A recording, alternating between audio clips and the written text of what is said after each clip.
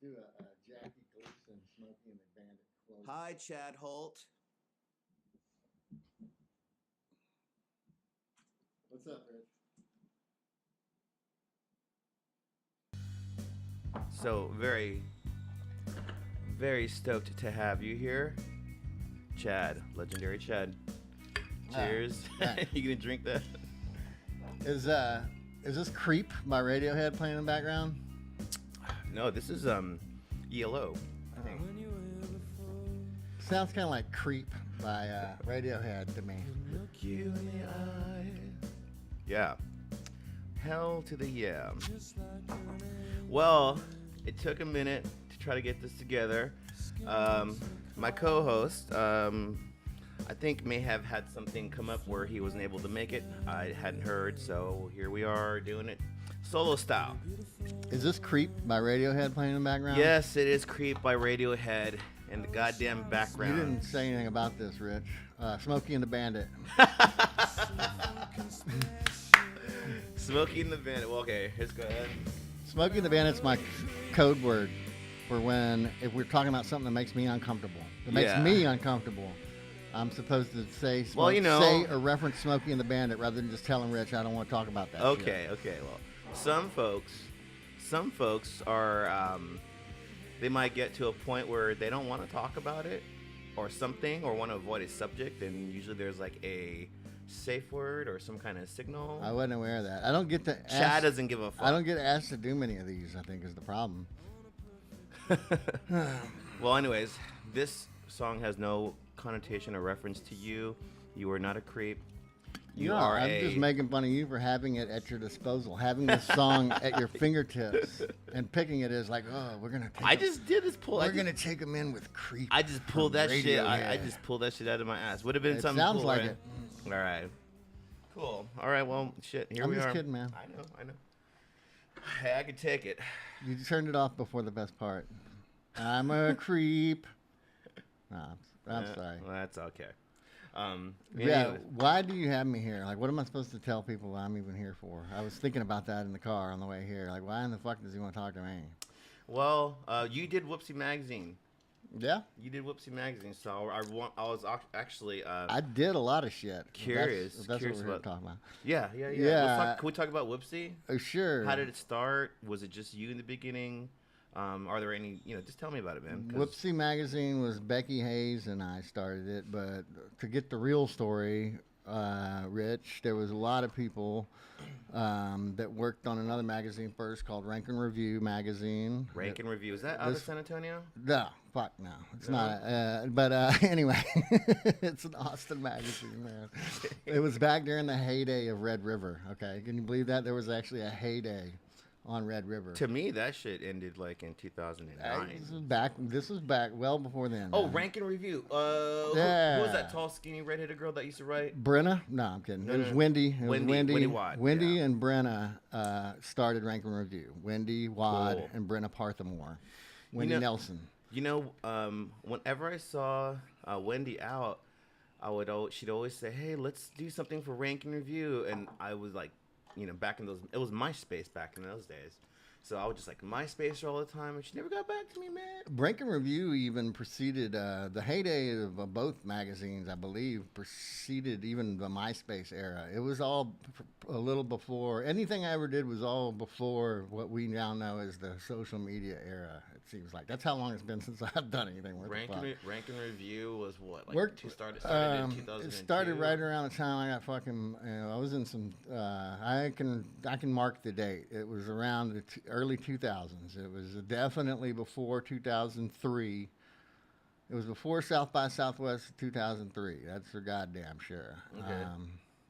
I can tell you that much for goddamn sure. It was probably about 2002, 2001. 2002 probably, but maybe one. Man, there's so much shit I missed out on back in those days. Yeah, no, you didn't. Because when I moved here in 2000, I was looking for cool stuff like that, and I never even found it till like in 2008 or something. But you never look back, Rich. That's what I like about you. You just wipe your feet and keep on going. Yeah, it was back then. Valhalla was the 710. And, Room 710. Sidewinder was fucking Red Eye Fly. Headhunters was there. Beerland was Beerland. It's always been Beerland. Shout out to Aaron Blunt. I think there was always. I think Elysium's been Elysium for the whole time. Definitely, and that was about it.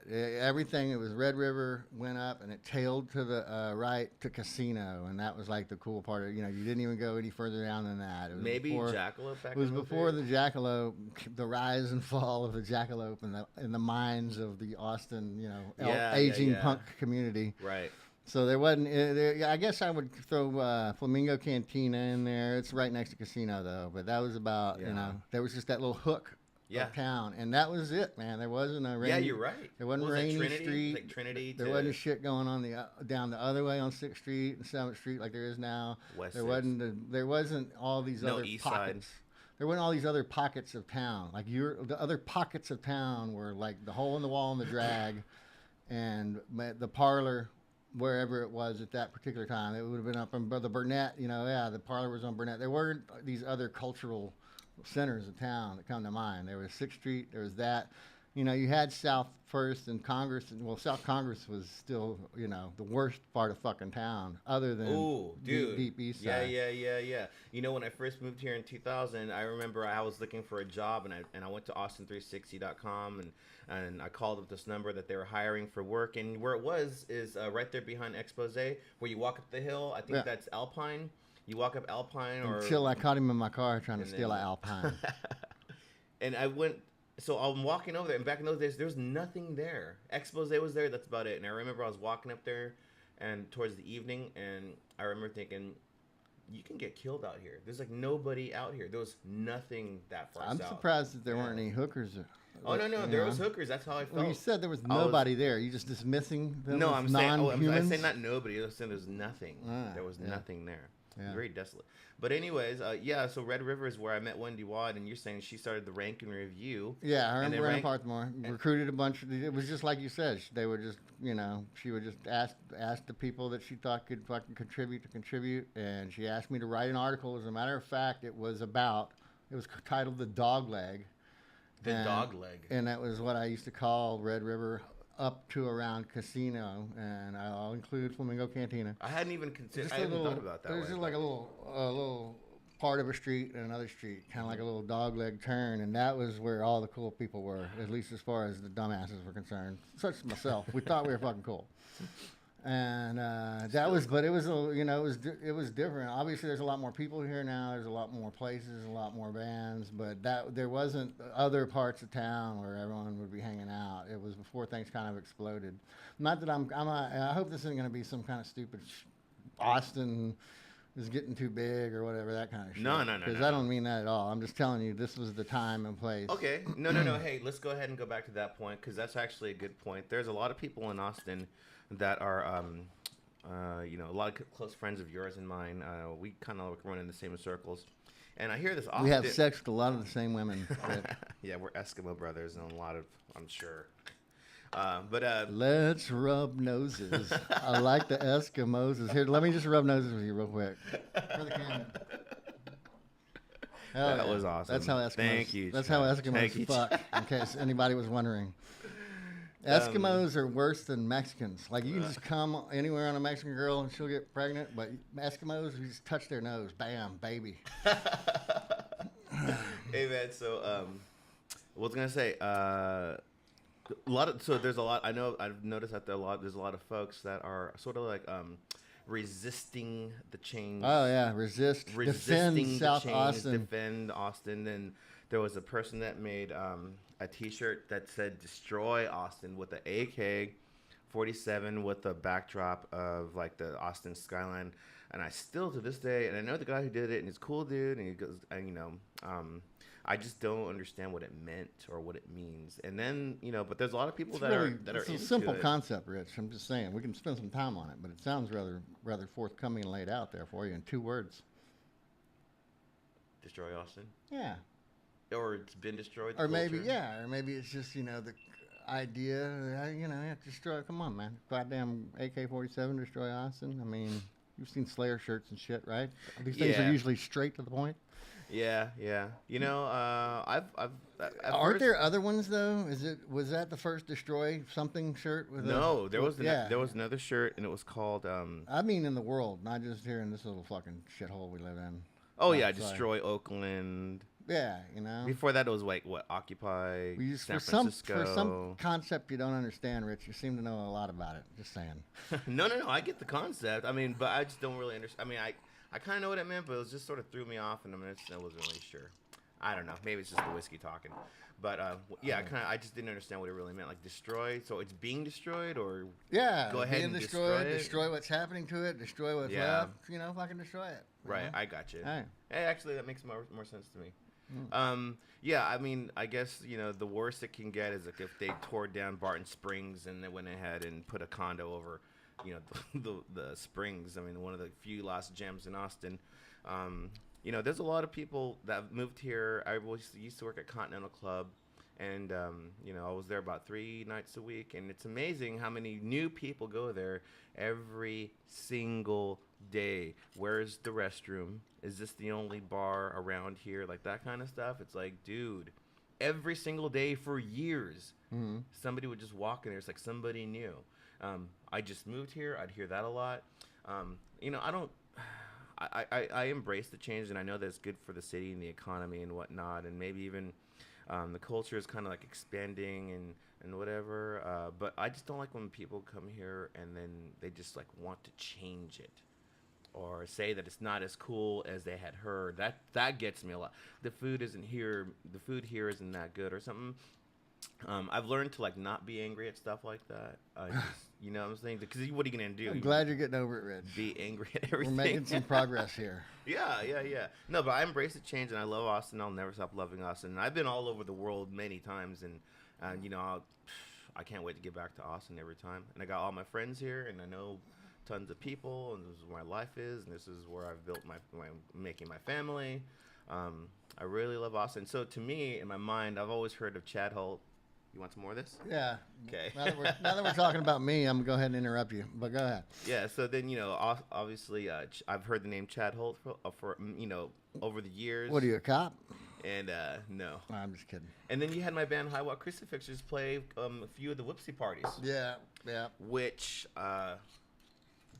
were super successful, and honestly, that helped those parties that you invited us to play actually kind of like boosted my band a little bit, so that was really cool. And it was a good time, man. I mean, how the fuck did that happen? That was during like a unofficial South by Southwest show. You'd have a Woopsie party down at Trophies. Dave Sprower, R.I.P. Dave Sprower. Yeah, cocksucker. If Dave was here, he'd laugh at that and probably want to punch you. Yeah, you know. He had a lot of opportunities to punch me, just saying. He never did. Did you know Dave? Were you close with Dave? Well, yeah, absolutely. Yes, absolutely. Man, that guy, I love that dude, but he would go off on some crazy stories. I couldn't tell if they were real or not. Okay, well, no. He told me I don't know what the story. Don't even bother telling me the fucking story. The answer is it was a fucking lie if Dave Sprower told the story. But, great guy. He was cool, man. He looked out for me. I remember one time I was working over there at Seaboys, and this is like, you know, when he was still part owner, and he was out there with me on the curb, and like we're having a memorial for somebody who had passed away. Was it Dave? No. So Dave was outside with me, and I'm working the door, and like some homeless people came up and like started yelling into the private. It was a closed event because it was a memorial for somebody that passed away from cancer. Yeah. This person, I forget his name, but you know, he's very dear. Knew a lot of people. That's very nice of you, Rich. I just can't remember. Man. Oh, I'm sure he's a great guy. Can't remember. Yeah, he was a sweet. He's lost on history now, but I had met him at the time. Celeste, if you're hearing this, I apologize and I'm sorry. No. Celeste, the best a man can get.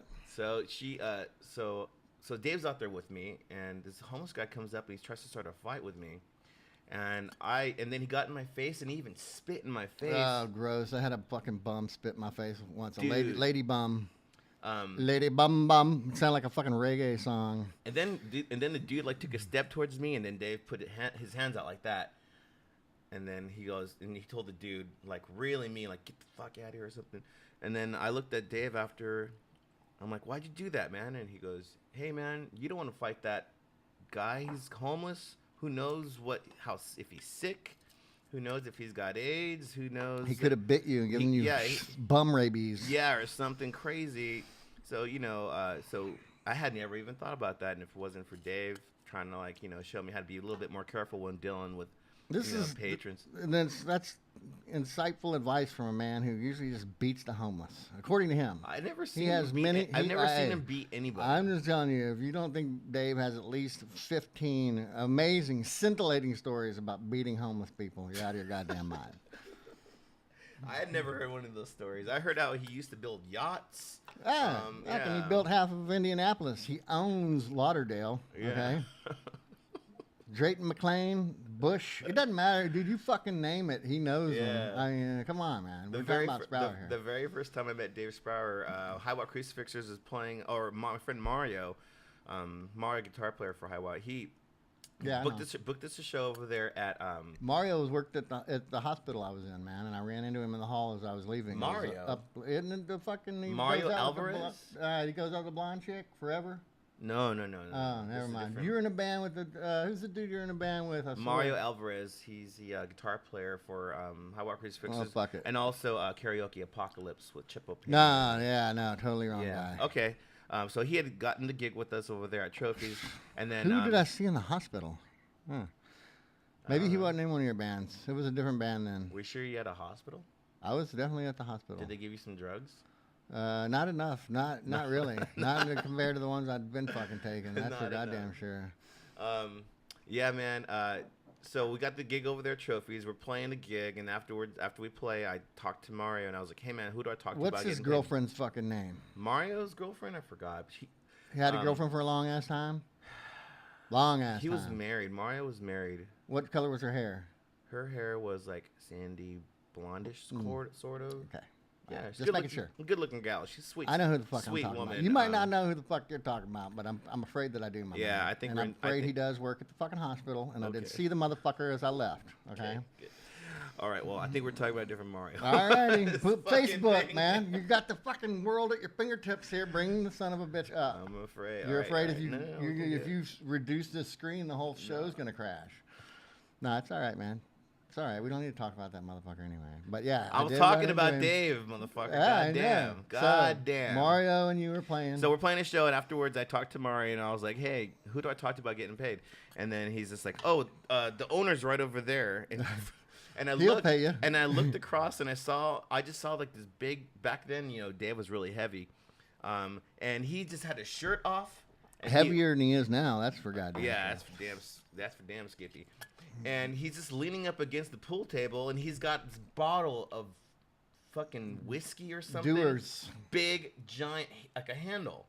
And he was like leaning up, and I was like, that's the owner? Did he have tits? Yeah. Oh, yeah. He was a big dude back then. I hate to interrupt. Okay. But this is a way better story. So one of the years of the Whoopsie party could have been the fucking Whoopsie party that you played at, Rich. Probably. To tie it all back into your fucking life. All right. But it could have been the party you and Mario were at. But he was sick. He was sick for a long time, on and off. But he did have tits. Okay. And the reason I know this is Josh from the Blind Pets. This is back when Josh, Matt Drinnick. That's a good band. That was a good band. Liz Slyman, Lindsay Fickling, all these folks from the old Trophies days. She was at Crowbar now, I think. Winston Barrett. It was back there in that era of Trophies. And Dave was having one of his many brushes with death, and the employees were having to go hose him down or whatever you do when your boss is dying at his apartment. And Josh came across, in one of Dave's drawers, he comes across this Polaroid of Dave shirtless. It's like a topless deal, but Dave's just got these floppers, It's an unbecoming picture, Okay. And it was not a public picture at all. It was in a drawer in his house, And so Josh, very upstanding man himself, he's like, I can't take this picture. This would be an invasion of Dave's privacy. So he takes a picture of the picture with his phone, gets it to Drinnick. Drinnick gets it to me. This is as the Whoopsie party's coming up. Drinnick gets it to me, and I'm like, well, Dave's sick, and this is a very unflattering photo. I mean, look at the size of his tits. Okay. What's it doing in there anyway? It's a horrifying, disgusting photo. Who took the photo? Who took it? Why is it in a drawer? So many questions. And obviously none of my business. So I put it on the front of the magazine and gave him a Viking helmet. With Castle Grayskull, Jesse Miller. Jesse Miller laid it out for me. I'm not the art guy. Castle Grayskull in the background and him out in front with all this fire and Get shit. the fuck out of here. And a Viking helmet on. And it said last party ever. I figured that'll be our last party ever. Oh, my Lord. At Trophies. What did he do to you? He spent the weekend, the whole weekend, dude. He had a Sharpie, because you got to understand this shit was on posters. It was on all the magazines in the club. That is classic. People are coming in. He spent the whole weekend, dude. I'm not fucking with you. He went around to every picture and scribbled his tits out with a Sharpie. He spent the whole week my Lord. scribbling out tits on all the fucking posters hanging up in his club. He wasn't very happy about it. Colby Puckett tried to fight me about it. And I love Colby Puckett, but Colby's he's a very loyal friend, and you know, if he doesn't like something, he'll say it. And Drintic had to basically, I don't do believe me, I'm glad it didn't happen, but Drintic had to kind of separate us. Like, Dave never exploded on me because I'm making the motherfucker money, you know. Yeah, well, that's definitely. But Colby kind of vented Dave's feelings towards me. I remember at one point, threw a stool and shit. Oh my god! But yeah, he was a little pissed off about that, man. But it was fucking hilarious, man. That I'll tell you what, that good. motherfucker had it coming. That was a glorious moment in Trophy's fucking history, dude. Glorious moment. Is there any photos? I've got not on me, but I've got the fucking. Oh, dude, you mean on my phone? No, Yeah, do you have? I gotta get to the right screen on my phone, but yeah, I have this as a screensaver. It's not my regular screensaver, but whenever your phone's not doing regular shit, it goes to another screensaver. Yeah, I'll try to find it for you. I would love to see that. I'm using my sister's phone. My sister gave me my first iPhone so long ago that the screensaver on it is her and her husband and their kid when he was like 2, and now they've got like 2 kids, and the fucking kid's like 5 or 6 and shit, and. Like, this is my regular screensaver. I got to somehow let it just go into sleep mode or something, and you can see Dave's tits. All right? Don't worry. Can we find it here? Yeah. Is it on your Facebook page? Hey, go to, nah, it's on my laptop, man. It might be on Facebook, but I know I've uploaded the shit. Yeah, go to my shit, man. Maybe it might be. Is that you in the garbage can? No. That's me in the corner. I was going to say. That's me in the spotlight, but yeah, I might happen to be in a garbage can, sure. It was known to happen, Rich. What can I tell you? Okay. I figured that's all you. I mean, I figured that's what we're here to talk about. That's basically the only thing. We're just here chit chatting and bullshit about me. Anyone? You're somewhat of an Austin icon. Just keep going. This is family shit. Hold on though, because when he died, and then when his birthday, his anniversary and shit comes up, I always post that picture of him with his tits. It'll come up eventually. Just keep an eye out. You have a black guy right there. Titties. I don't have black guys. No. They have me. A black eye. Yes, I do. I was taking a bicycle. I was doing the Drunk Drivers of Texas deal, and I was unloading Chicken's fucking bicycle. Like, he actually rode a bicycle one fucking time. Chicken George? No, Chicken. Dylan Chicken Griffin. He rode a bicycle one fucking time, and I blackened my eye with it. Long story short. Cool. Oh, nice karaoke. Football karaoke. Yeah, that's kind of like the dude. We need all this equipment. I mean, hey, you know, we're starting ground up, man. That's some shit I do with Bill Davis and sometimes my son. Like, see, it was gonna be before that Woopsie. Oh, dude, sweet. Look at that one. That's cool. Yeah. Well, shit, man. Maybe you could just send me that photo. I'd like to see it. You want to see Dave's tits? I understand. No, I just want to see the. They're overrated. I want to see the cover of the Whoopsy magazine that you put him on. That's pretty hardcore, man. Put him on blast like that. Even the better one that we did, because the dude was constantly dropping dead. I'm serious. Like, to hear him tell it, he died like 4 times. Yeah, he told me that. He told me that. We did a whole magazine of Woopsie where we pretended like he did die. It was a rest in peace Dave Sprower, a big picture of him on the cover and shit. Wait. I remember that, and I remember people were showing up at the bar with fucking potluck and shit, and like coming by and like didn't like for about the next 6 months. People thought he was dead. No. Okay, no, for real. I thought he had died, and I told the band, I'm like, "Fuck, Dave's dead, man." And everybody in the band was upset. People were upset. So it was glorious. Obviously glorious. And that rumor went on for at least 2 months. Oh yeah, hell yeah. At least 2 months before everybody realized it was just bullshit. It was fucking awesome, dude. And then the next year we did it, and he was I did a Woopsie, and Michael Crawford partnered with me heavily with his Rock Garage stuff, and we did it a Weekend at Bernie's cover, where it was me and him holding up Dave. Like, Bernie from Weekend at Bernie, like we transposed the heads. Yeah. So yeah, we made fun of Dave dying all the time. He finally did now, so maybe it's not quite as funny, but I think the jury's still out on that one. Well, honestly, Yeah, he had passed away when my dad was sick in California. I had to go to California for a little bit, and he had passed when I was gone. And I felt pretty. I felt like, oh, man, I wish I could be there. Hold on now. Wait. I'm sorry. This sounded very. It was a touching thing about Dave, and I'm sorry about your dad. But William James Henry just liked your post about something about chicken. You posted something about chicken earlier. Okay, so you got a like. So last night I had a bit much to drink, and then so I came home and I ate chicken at 4 in the morning. And you know what? You go, girl. You got up on there and you said, I can eat chicken at 4 a.m. if I want to. That's what I said. And dude, I will be goddamn if 8 people haven't liked that. Let me see, who is it? Or these people. This was Virginia Garcia, my cousin. The latest one. That is William James Henley. Yeah, he's the latest one. That's AKA BJ. He is a good friend of mine from San Jose, California.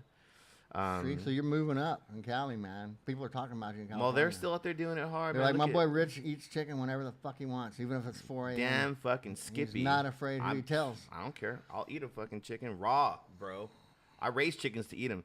So that's my friend Nowie right there. I don't know who these guys are. I would have assumed you'd been fighting them. You don't fight them? I would. Oh, no, these are my homeboys, man. You don't fight chickens? No. Fight chickens? Mm-hmm. No, I can't even kick a chicken. Have you ever tried to kick a chicken? You don't make them fight each other for money and shit with all your friends? You ever hear people say, hey, what's kicking chicken? There's my friend Branch right there. Yeah. These are old school friends of mine. These are dudes like I knew back in high school, man. He looks more like a shrub. He's a A's fan, Oakland A's fan. I'm just kidding, man. Speaking of A's fan. So speaking of no sports, though. Yeah, that's what happened. Speaking of sports, though, you had said earlier before we started rolling. Yeah, I missed the end of the Longhorns playing the Sooners to come do this shit. There's a little baseball game going on, Big 12 tournament, no big deal. But what about them? Sports? Well, you're saying that you have like some. You do a little ninth inning. You do your own podcast. I easily right? could have just sat out there and listened to the rest of the game. Yeah, it's not a podcast though. I don't even know how to do a fucking podcast. I'm still living in like the fucking late '90s, early 2000s. Maybe we can do. Maybe we can. Just like a thing. This is what we're gonna do next year. We're gonna do this whole thing live from Seaboys, which used to be known as Trophies. Yeah, yeah. Used to be known as Trophies. 2008 South Congress. Yeah. Yep. And we can do it from there because they were talking. I'm in talks with Seaboys about doing the shit there next year. I got ends. I know people. Charlie Jones. Fuck yeah, Charlie Jones, man. I got ends, man. I know people. I went. Actually, they wanted. We know a lot of the same folks. I went to talk to them about doing it last year. I was on the precipice. You had mentioned Celeste earlier. Mm-hmm. Last year I was on the precipice of doing it at Seaboys, and I was like going to go up there and have a little. I probably shouldn't tell the story. I'm going to go up there and have a little impromptu meeting with the big bosses, just a little touching base. Like here's Steve what Warheimer? here's no, not the biggest bosses, but Celeste, number 2 on the list. Celeste. I was going to tell her, here's what I have to offer your club. Here's what I can bring to you. Mm-hmm. You know, here's what I'm going to bring Celeste here. We're going to talk too. Dealing with me is all about. And I went over there. With an old friend of mine from high school who had just moved back in town. He's got behavioral issues. Okay, we'll just leave it at that. I think you might have met him a couple times. I'm not quite sure. And I brought him over there. This is for the big meeting with Celeste, but it's informal. It's at the club. It's during working hours. She's managing, but she's going to sit down. She's got a bunch of her friends there at the table and just talk to me real quick. Mm-hmm. I sit down and introduce her to my buddy. We all shake hands and stuff. I look over to kind of do my opening gambit, you know. Here's what I bring to the table, and I look at both of her and my friend are sitting next to her, and he's just doing cocaine. Okay, what? He's just doing coke at the table. Not on the table. The club was closed. No. This is on the back porch. Open? This is the back porch. Fucking general manager sitting there. Celeste ain't gonna dig that. I'm not even sure if she noticed, Rich, but I had to assume that it was an issue. And so I just kind of I didn't even get into it. Like I saved my pitch. I just was like, this is a bad start to the meeting, and I'm not going to bring up, I'm not going to bring up how me and my friends want to come and like do football games here at your Blues Bar. It was just seemed like a bad time. Okay. Yeah, so I skipped. That was last year. I skipped the whole pitch and everything. She was willing to listen to me. Like Eric upstairs was talking about, and it's going to be a disaster. That's all I care about. You guys going to do upstairs in the Jade Room? You know how it doesn't matter where it is, Rich. Can you imagine how bad that would suck? Not only for us, but for the people at Seaboys. Like for any group involved, can you imagine how bad it's going to suck to go down there and do live play-by-play as you're watching television over the radio of football games? at a blues bar. That'd be challenging. It's gonna fucking suck It'd on be challenging. dicks. So we're gonna do it next year. Or anyway, this year Charlie wanted us to come and do it. But Bill Davis does it with me. He's my partner, and sometimes my son does it. But he's been waning. He's been, I've lost. Have I met Bill? Lost control. You would know if you'd met Bill. Okay. Yeah, you would know. You'd have a couple extra cars. But I think that's a cool idea for you to do that at Sea Boys. Yeah, right. So Charlie wanted us bad for the Super Bowl party. Bad. The man was practically begging me, Rich. It was embarrassing. It's so I've seen Charlie beg. And it's not good. We already had a party planned at my house. Love you, Charlie.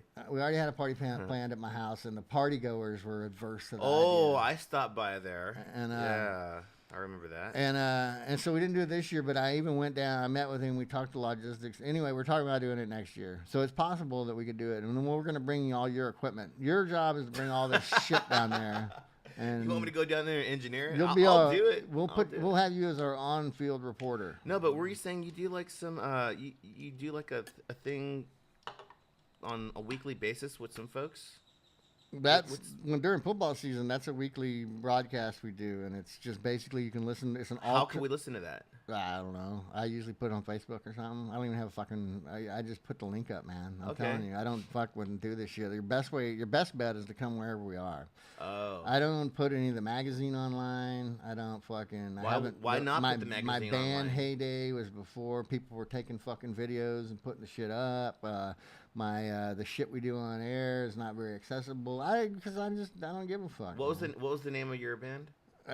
Front Butt was probably the most notable. That was your band? And then Gun Toting Meat Eaters. Yeah. And that was about it. DKB was the first one I was ever in. Front Butt. I remember hearing that band name, and I was just like, whoever this is, I need to go. So I did go see you guys. The name was all we ever had going for us until we all got arrested for the South by Southwest wristband shit. But it was just the names and just getting busted. That's the only reason it mattered. Okay, so what year did that happen? I had heard about that, but I don't know the details. 2003, I think, was the busted wristbands. 2003, and then I think we settled the case in 2004. When I say settled, I mean I was convicted of a fucking felony and shit. But that was a felony. That was a felony, state jail felony, but it's a felony as far as the shit felonies go. It's right there with the ones, twos, and threes.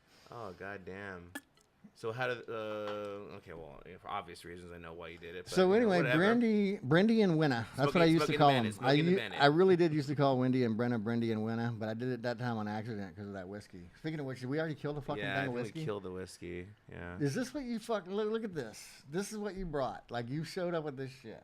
Yeah. What is this? Yeah, it's empty. Were you trying to sneak this into your own house? I'm not trying to get fucking hammered before I go pick up my kid, bro. At 4 o'clock or 5. Remember, I am a parent. I'm not. Your kid's already grown up. You don't have to worry about that shit. I got to deal with that for the next 15 years at least. Yeah. 5 years or 10 maybe years. Yeah. Anyhow, Wendy and Brenna started Ranking Review probably back in about 2002.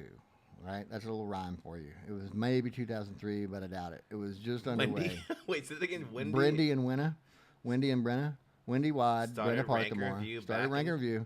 Got a bunch of people to start writing for them. I started writing for them. Wrote the fucking dog leg article that basically just was talking about the clubs down there in the cultural district. Mm-hmm. People liked it for some fucking reason, and they're like, you can have an article and do whatever you want. No, you write good stuff. I started writing. I read the things you've written. Yeah. Go ahead, but continue. No, I just started doing the back page. It was like nasty stories mostly, and it was called Offsides.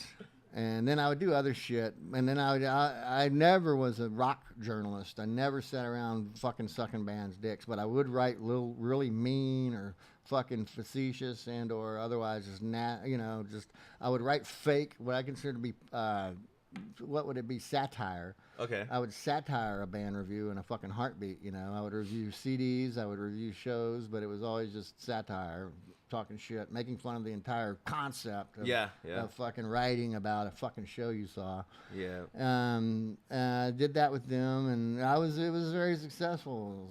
Successful time in my life. I am good at that. I don't know, I don't understand the big deal. People fucking really like my writing, and those I have people tell me I'm the best and shit, which you always want to hear that, but it's like, yeah, thanks. Yeah, I'm a good. You should see me read too. I'm really good at reading. You should see me with a fucking book. Like I don't understand what the big deal it is. The key to success is being humble. It's like I'm not even being humble. It's like I can fucking write. I can also good. read. I You can write fucking good. I can count. You should see me count, Rich. I can count like a motherfucker. I can do division, fucking multiplication. I can walk. And yeah, it happens that I can also fucking write. So I guess that's a big deal.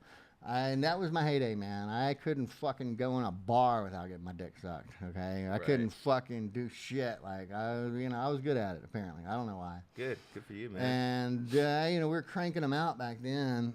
And eventually there was a split off. Ranking Review kept going. Ranking Review's still online to this day.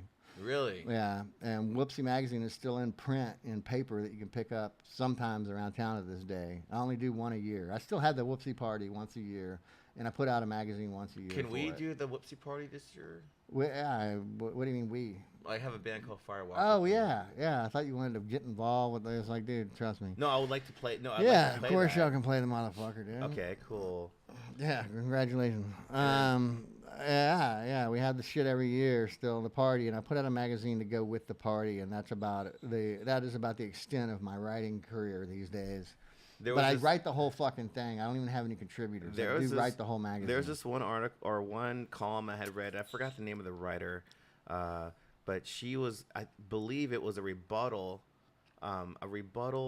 to something you had written. Yeah, it's probably read a book. That is her writing slash. What do you call the strippers that are like, I don't really strip. My clothes are cool and I do it in bars. No, it's burlesque. Okay. Read a book. Read a book. I was just thinking about her 2 days ago. In the last couple of days, I was thinking about read a book. And yes, she did. It was good. It was that good. Was I wrote a fat girl. That was some of the funniest shit I've ever read in my life.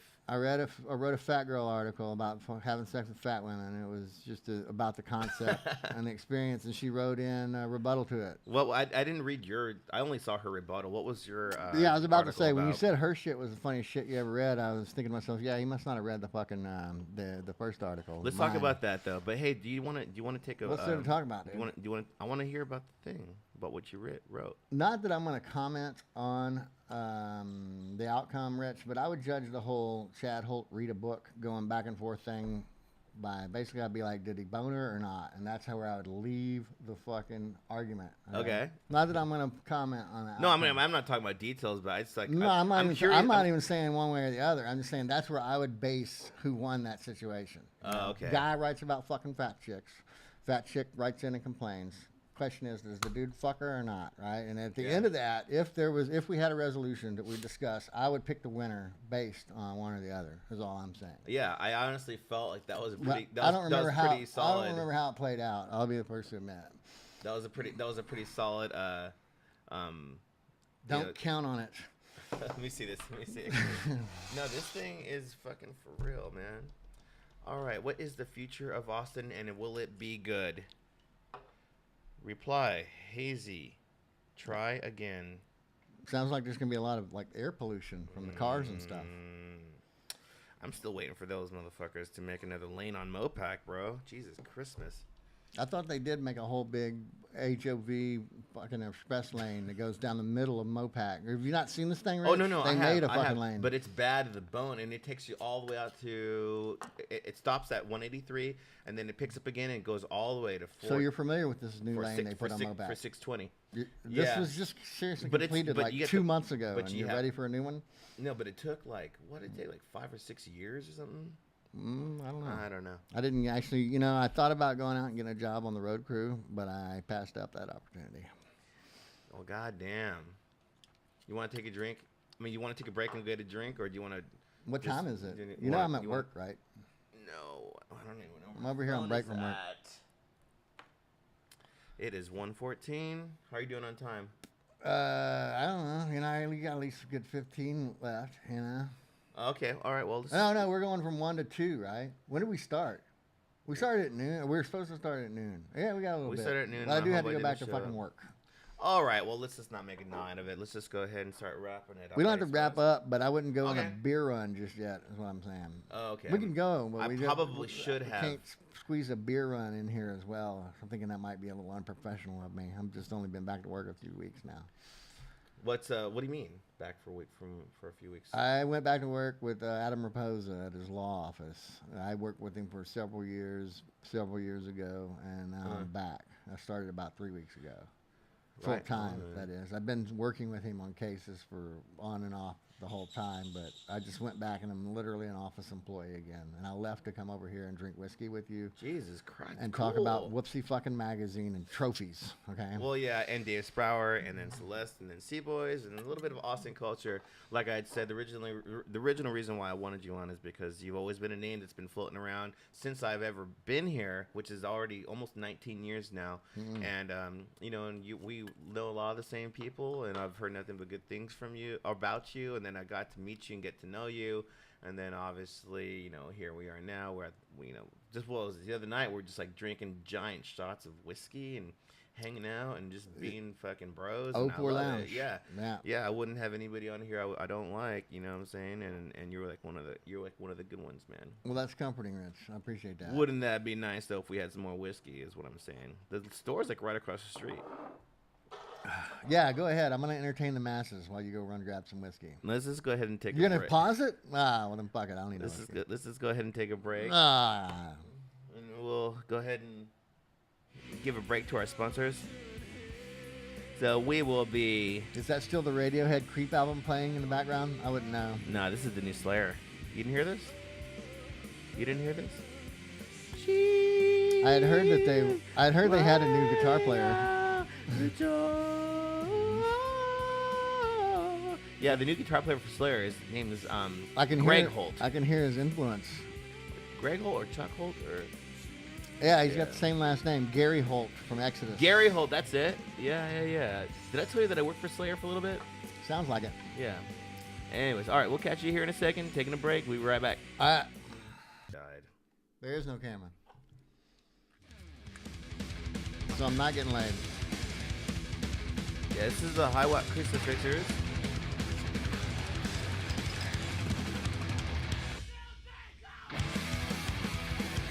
And so we are back after a little store run. It's got, probably a good another 10, 15 minutes in us. Camera died. Not what died, it just ran out of space. But yeah, this is the band that played at your Woopsie party. Here we go. Yeah, I remember this song from the Woopsie party. So when I wrote this song, I really had ministry in my mind. Yeah? You were thinking of going on some kind of pilgrimage or something? Yeah, I wanted to go down to South America and get people turned on to Jesus Christ, our Lord and Savior. They are still Jesus fears. They are still part of the Lord's great plan. But anyways, that was High Watt Crucifixers, my punk rock band that is no longer. I figured that y'all were Catholic because you got crucifix in the name and a bunch of Mexicans in the band, and I figured it was a Catholic deal. Well, yeah, it was me. All right, it was me, Rich Mendez. It was Mario Alvarez, and it was Chris Alanis, and then we had Jason Westbrook. Yeah, he was the token white guy. He was the black sheep. He was the token white guy. He's the one that actually opened up a lot of doors for us that otherwise we wouldn't have been able to been open. Was for he the us. foreman of the band, Rich? Yeah. Fuck you, motherfucker. No, man, he was the I'm sure he's a a great dude. guy. He's Sure a dude. Great fucking guy. He's a good friend of mine. He plays bass in Firewalk with me. So he is that a swell dude. Is that Laura Palmer's band?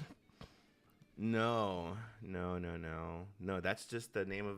I just came up with the name, and then You just came up with that. Huh? I came up with the name. Completely removed from Firewalk with Me, the Twin Peaks stuff. Well, because I had moved back to California, and I was thinking of the name because for my project. they don't have Twin Peaks. No. Okay, so internet let's, or TV out there. No, hey, hang on. We're backing up here. So I went back to California, which was kind of like really hard for me, and it was somewhat nightmarish because I'm living with my father, who kind of ruined my life out there.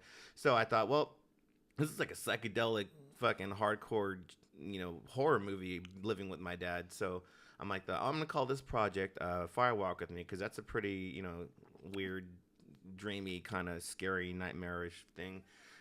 You referencing the David Lynch work? Yes. Okay. Yeah. Yes. And then that's all I was saying, Rich. And then the name stuck. My friend Conrad Keeley from Trail of Dead, he did the artwork for the album.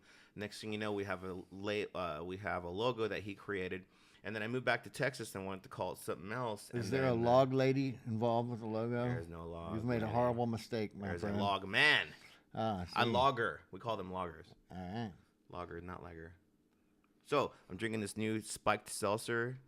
Jason Reese turned me on to it last night. Went out of his way to tell the gentleman at the convenience store how happy he was that they have this new spiked seltzer.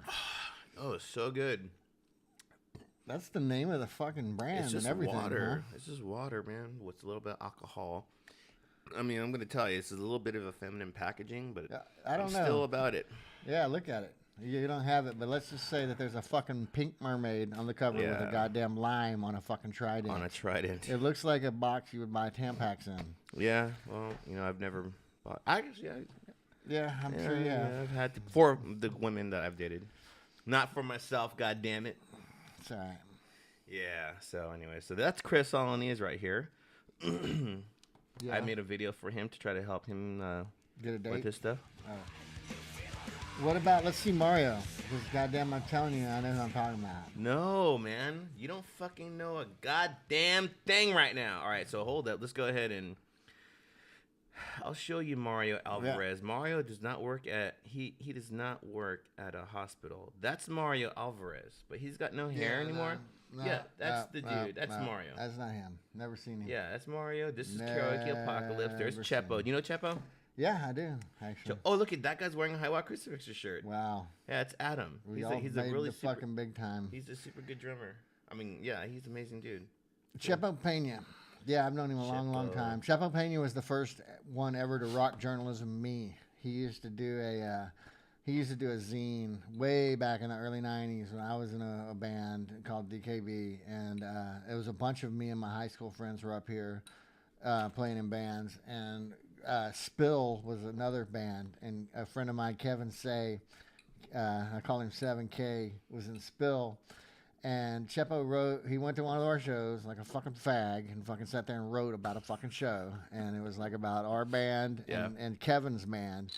And he literally, to this day, I remember he said I was a mix between Jesus and Charles Manson, which, hey, fucking, that's a compliment. Yeah. It's like, look, I've covered all my bases. Been compared to Jesus and Charles Manson. But he also specifically attacked Kevin and just talked about what a douche he was in the article, and that meant a lot more to me than any of the praise. All the praise he gave me was lost in his attack on Kevin, which I was much more pleased with. But what did he say about Kevin? Chepo Pena, he just said he was a fucking douche, beer chugging fucking douchebag. Basically, I don't remember. I don't care. I just loved it. Yeah. I was much more worried about what he said about me, but him bashing Kevin always meant a lot more to me than him talking well about me. That's the kind of person I am. Yeah, I've always known Chepo as just like a really good bass player, all-around musician. We might not be talking about the same Chepo. Chepo Pena. Yeah. Okay. All right. Yeah. We're talking about him. Chepo. That's him.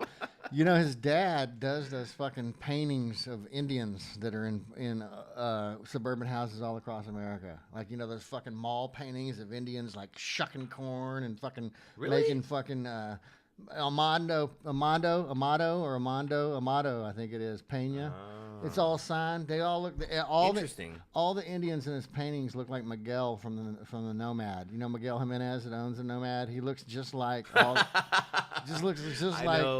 every painting that Chepo's dad does is like Miguel fucking shucking corn or fucking weaving a blanket or some shit. I don't think I've ever met Chepo's family. Yeah.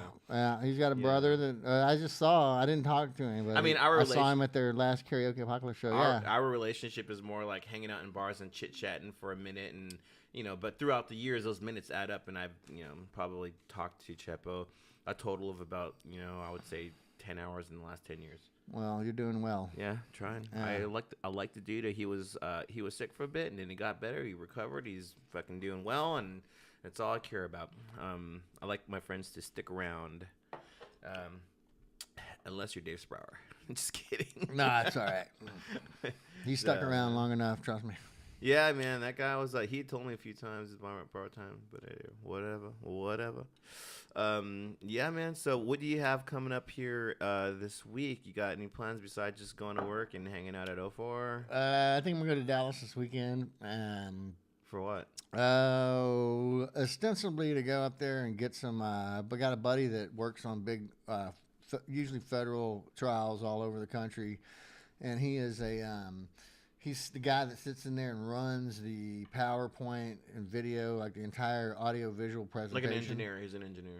Yeah, I don't think he's a fucking engineer. He's a cokehead. But he runs the audio-visual presentations of what's going on during the trial. Pardon me. And I'm kind of starting to do that shit for Raposa, defense attorney Adam Raposa that I work for.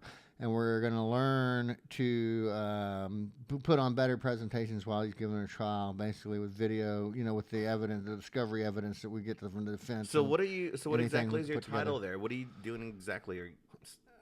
Well, anyway, can you explain? Rich, I'm going up there ostensibly to get this software from this guy and learn how to use it. But also I have a friend, a lady friend, who is graduating from fucking stewardess school or some shit with American Airlines up there. And so that's why I'm really going to Dallas. But since you asked, I guess I am investigator.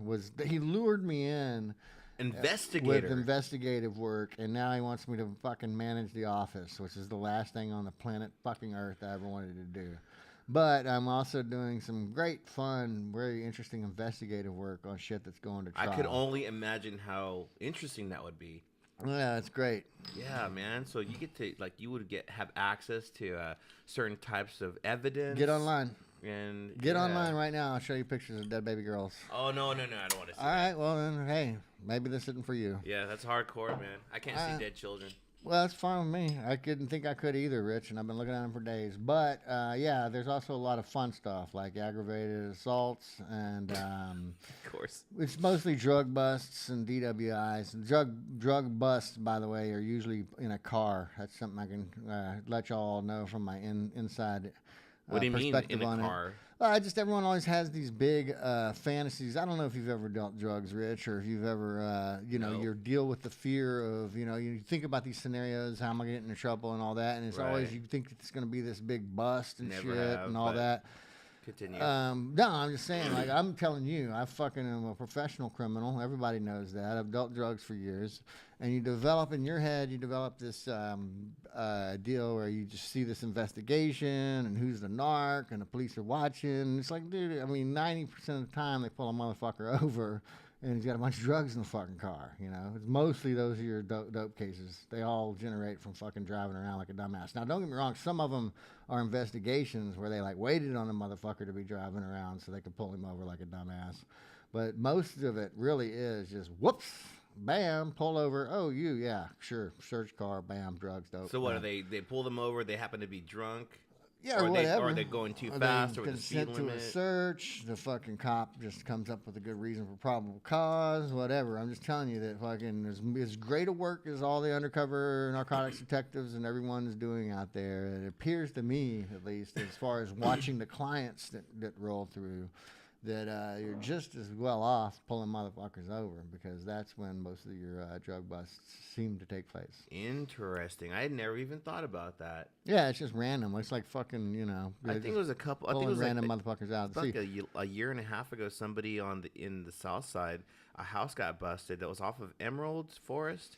And a really nice neighborhood, and I guess Bill Davis lives in that neighborhood. How fucking nice could it be? But anyway, go ahead. So I guess the cops ended up pulling out 7 pounds of meth and so many drugs, and the whole family, I want to say there was at least 8 or 9 family members that all got hit. They had been in an investigation. They were probably all awake at the time.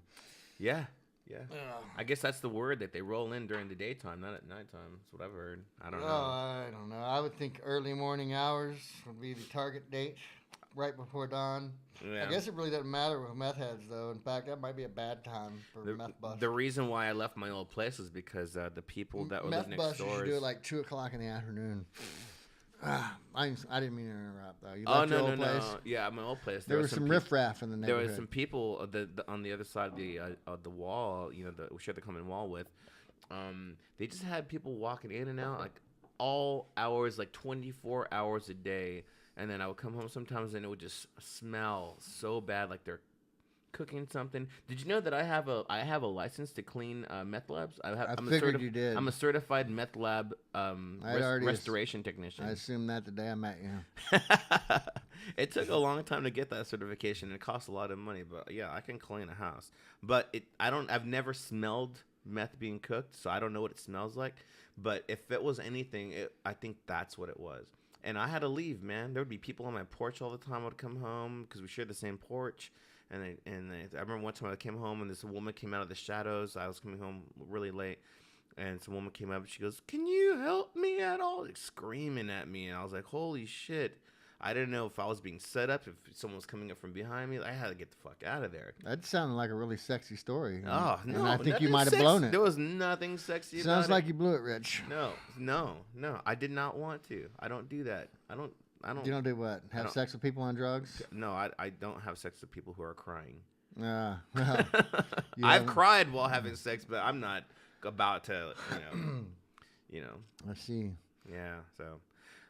so I had to get out of there, and now I'm over here. And then across the street, somebody stole the neighbor's rims off of his cars. He had really nice rims. I walked out there the other day, and then his cars are sitting up on blocks. And I was like, he's not changing his own his own disc brakes. This guy got screwed. So of course I got all this equipment in here, and I just got Nest cams set up, and I have renter's insurance now.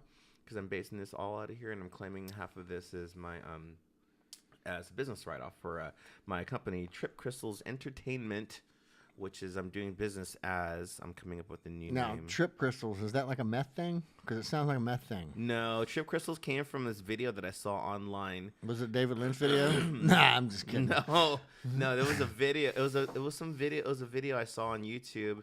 And it was like a parody video about doing psychedelics, and during the video the guy goes, "So right when you're tripping, if you look at these trip crystals," and they were just like crystals you get like at some hippie stores, and he's like, "If you look at these when you're peaking, it increases your high like by 10% or something." And I just thought that was the funniest thing, so I just called my company Trip Crystals Entertainment. But I'm going to be doing business as either Richter Scale Media or Mendez Media. I'm gonna think of a new name here. But thank you, Chad. That was lovely. I had sex with What a girl. language is that? I had sex with a girl named Crystal once. I'm not saying it's the only girl named Crystal I ever boned, but I can only think of her right now. I had sex with a girl named Crystal once. This was down on the border. This was down in Laredo.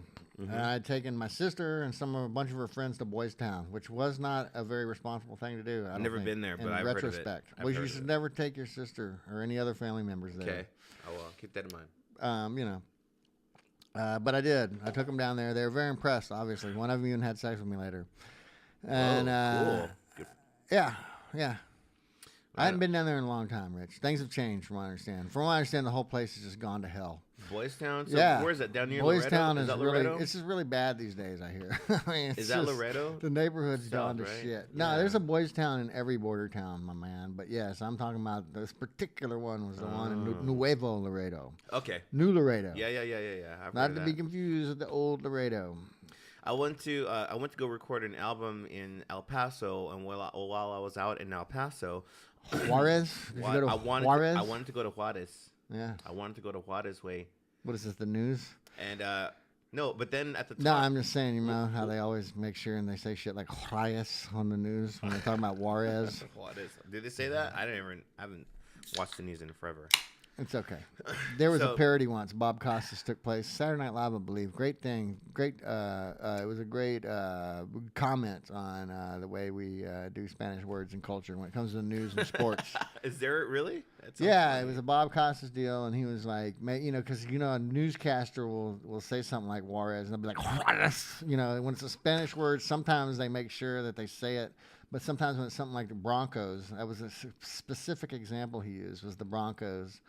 You don't do it in sports, for instance. Bob Costas. The San Francisco 49ers, for instance, or, they're not the San Francisco 49ers. or however Mexican, Oh, he would just would say that shit. he would just over enunciate. Well, he was I believe it was a comment on the way that you would do it in a newscast, but you don't do it on like sport. You don't do it on other commentators. Depending on the situation they're in, will sometimes accent the Spanish and sometimes not. And of course, Bob Costas. is himself, even though you wouldn't think it. Of course, is Bob Costas. Yeah, he's got some problems in his own bloodline. But I think that's one of the things to touch on what you're saying there is like when I first moved to Texas, there was this. I saw this. I kept seeing these ads and billboards for this used car lot called Adam Salazar. Ellison Salazar. Well, Adam Salazar is what I saw it as. But then I saw Ellison Salazar. Ellison Salazar. Ellison Salazar. Like, there was a song, Rich. You want to know how it went? I was like Salazar. Ellison Salazar. Yeah, Salazar. No, I remember Salazar, dude. That was like Manchaca. But it was like Salazar. That's how you say it. Yeah, it was Salazar. But he was changed. I don't know. Salazar, dude. And then I met a guy here. He was a science fiction buff. And then there was a guy here I had met, and I was like, "Hey, what's your name, man?" And we're hanging out, and he goes, "Oh, my name is Manuel Martinez." Martinez. I've heard of some Martinez. I was like, Martinez? Yeah. I'm like, is that Martinez? He goes, no, bro. No, fuck no. I'm not Mexican. Fuck no. It's Martinez. Martinez. Fucking donkey, fucking burro riding peasant. It's Martinez. No, I know, I understand. But yes, Ellison Salazar, dude. Obvious some fucking brown guilt going on there. Mm-hmm. It's good to see the other races guilty, dude. I ain't gonna complain.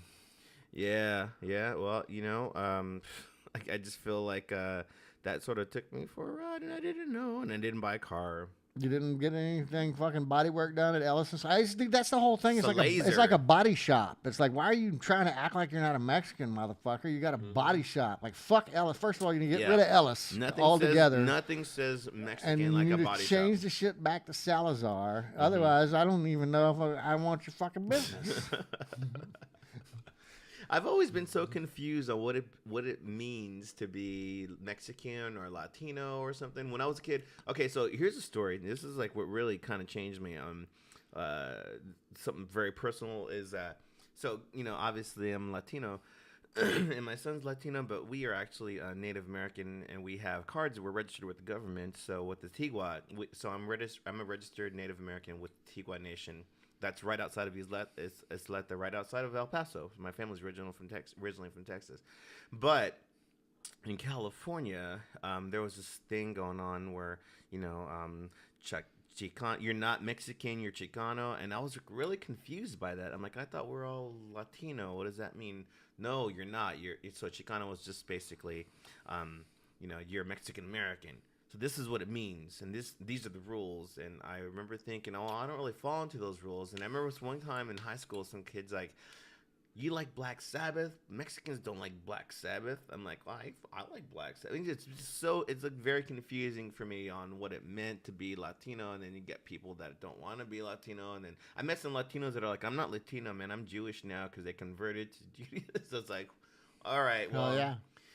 I just think we all have a heartbeat. We all got bones. Well, it's not that simple, Rich, but I'll lay it out for you. Okay. Basically, you had a bunch of fucking Indians, right? And depending on if the people that fucking beat your ass spoke English or Spanish, that's how, like, we divide the two different types of Indians that are left over that got fucked by white people, and it's all over, right? And it's all dead. Yeah. But, if you were fucking like Aztecs and Incas and what was the other one? Mayans and shit like that. Mayans. Apparently, those fucking half Indian, half white motherfuckers that speak fucking English and or Spanish, basically Romance languages. Mm-hmm. Those are one kind of Romance languages. That's one kind of leftover, and then you got the leftovers up this way, which they were like, they were different Indians. They weren't. Who knows? I don't fucking know. I'm just saying. English, it depends. Did you lose the English or you lose the Spanish? It's real simple. It's all European, my man. Look at Conrad called. You want to call Conrad all back? European.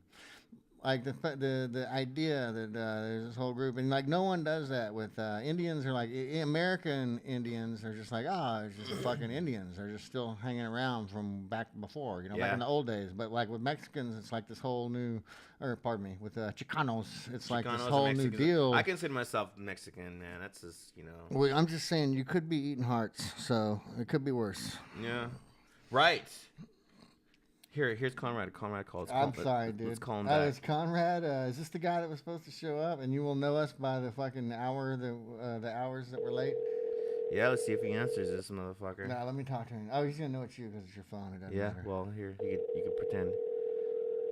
So Conrad was supposed to have been here an hour and a half ago. If he answers, I'm gonna pretend I'm you. Okay.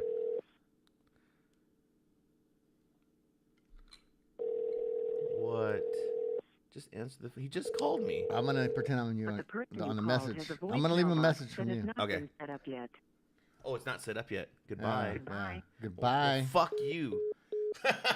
You know, That's what I always say to answering machines. He's probably been hired to go and kill a general that's gone crazy, and he's probably on a river somewhere, floating down to carry out his assassination. If I had to guess, or he's in some sort of homoerotic sailor deal. He'll do anything to stay with undercover. Lord Jim, I believe. Yeah. And those are pretty much all the Joseph Conrad lived here at my house with me for a little bit. Did I tell you that? You know what else Joseph Conrad wrote was the Joseph Conrad. He wrote a short story that led to be The Duelists, which was a Harvey Keitel and Keith Carradine movie. Good fucking movie. Also in a song from Iron Maiden. Kind of long, and it's a fucking Iron Maiden song, my friend. Yep. He threw down the glove. You made the mistake of picking it up. There you go. Yeah. Yeah. I'd like to think that they made the song from either the Conrad story or the movie. And I've always convinced myself. Dude, I went and saw The Duelists at the Alamo not too long ago. That is a good fucking movie. It isn't, Is it there right now? Fuck no, dude. So I should see it. Fuck I no. should have It's seen from it like way the back 70s, then. dude. Oh, I didn't fucking. Pardon I me. didn't fucking It know. was one of those watching old movie days at the Alamo, and it was The Duelists. Mm-hmm. But that was some good shit, man. I think that fucking the alien dude was. I don't think he directed it. He might have just straight fucking directed it. Who's the Alien dude? Which guy? You talking Alien. about the director? Oh, you're talking about. Yeah. What's his nuts? He. I wish Chepo was here. He'd know this. Yeah. Well, so should I. Fuck Chepo. Okay. Maybe we just should because the motherfucker watches a lot of Star Wars, we don't have to just defer to him on every matter. Maybe we should call my friend Bobby. He might know. I didn't even know. I hadn't even. The occurred guy's to me. name. What the fuck is the dude's name? Anyway, the alien guy. We're gonna call Clean Bobby and see if he knows. Well, okay. I didn't know we can. In the call meantime, Rich, what else we got here? What else we need to do? Let's see if Clean Bobby answers. He has no idea. I'm pretty buzzed. I keep wanting to say H.R. Geiger. I can't get past the H.R. Geiger to get to the fucking whatever the guy's name is that actually really did do Alien. Look at this motherfucker right here. Okay, so we live in an age people just don't answer the phone anymore, and this guy knows it's me. What the fuck? It's is Rich the guy's Mendez. name? What's the dude's name, Rich? His name's Clean Bobby. No, the Aliens director. God damn it. That's why I'm calling Please him. leave your message. Fucking Sigourney Weaver? I don't know. Anyway, No. fuck the guy. H.R. Geiger. I think H.R. Geiger. No, that's the guy that did the alien. He drew the alien dicks. All right, that's what he did. And then the guy that did the movies was like, "Oh, I like those dicks. I think we can make an alien out of that." Those were nice dicks. Yeah, Yeah. I gotta admit. Anyway, Ridley Scott. Scott Ridley. Ridley Scott. Ridley Scott. Is that right? Or am I thinking of fucking Ripley? Am I thinking of fucking Sigourney Weaver You know again? this is fucked up. I We think have the it's internet. no, it's Ridley Scott, dude. We have Take it to the bank. We have the internet. Take it to the at bank our- there, the internet tips. boy. We have the internet Take it to the at bank. our tips. Alien. Take it to the bank, internet boy. Just drop it. Trust me, drop it. You're fucking. You didn't You are know. damn Skippy. I might not have remembered the motherfucker's name, but I did know that the duelist somehow involved him, and it was really a Joseph Conrad story to Oh begin man, with. it's such a good song from Maiden too. I've only got a chance to see Maiden twice in my life. Off the Power Slave album. Did you see them back in those days?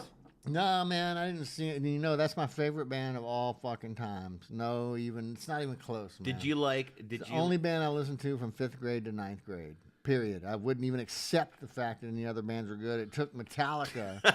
It took my fucking Metallica, Kill 'Em All, and I was finally like, all right, I'll listen. I'll dabble on some other shit. But for like fucking 4 or 5 What years, was it, that I Master- wouldn't was even listen to anything. Was it Master Puppets? Kill 'Em All? You listening? 'Em All. Am Oh I yeah. just sitting here yeah, talking yeah. to a goddamn Yeah. wall? Sorry. No, I'm kidding.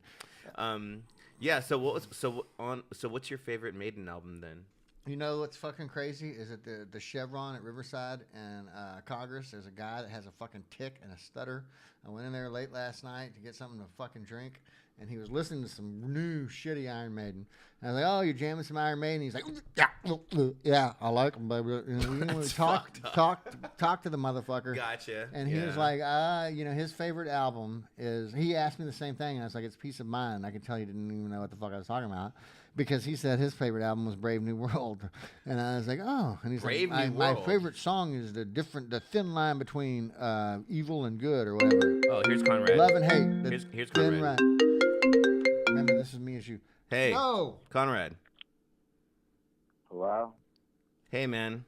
You're on the air. Say something. You're an errand boy sent This by is grocery Chad, clerks This is Chad Holt. to collect a bill. We've been doing a podcast here. You were, I guess, Lord Jim. we must have had a little bit of misinformation or miscommunication on the time frame. Was to it be Lord here, Jim? buddy. Conrad, was it Lord guess Jim? so. Was Lord Jim I'll the talk to you name of the later. fucking album where it was the homoerotic sailors? No, it was Buddy. It was something Buddy. Oh, he's yeah, he hung mad. up. Fuck that dude. It was Buddy someone. What was the name of the goddamn gay sailor album that fucking... I don't think it was Lord Jim. Or maybe I'm thinking of the dude that he wanted to fuck. Maybe I'm thinking of the guy Lord Jim wanted to fuck. I don't know. They were sailors, you see. There's a lot of homoeroticism on these boats. You don't know what I'm talking about? Dude. Okay, Is this not ringing a bell? Can you clear this up for me real quick? I was having a conversation with Conrad the other day. Yeah, well, So, you know Salt what? Peter. Was it longer than the one you just had, Rich? Because that sounded like a fuck you, hang up the phone. Did he say that? No, but I don't know what he said. It was too quick. It was brief. It was, I don't know. I think Maybe he he might have did- sent an emoji. It was an emoji. I think he sent you a fucking emoji. I don't know. That was the talking on the phone equivalent of getting an emoji Oh, as a text response, dude. he'll get over. But it. anyway, you're He'll get talking over it. in the other day. He was giving you the time of day, and what happened? So we're talking about saltpeter. Yes. So Bill Cosby. So did the U.S. government put saltpeter in Army food rations back in the 60s?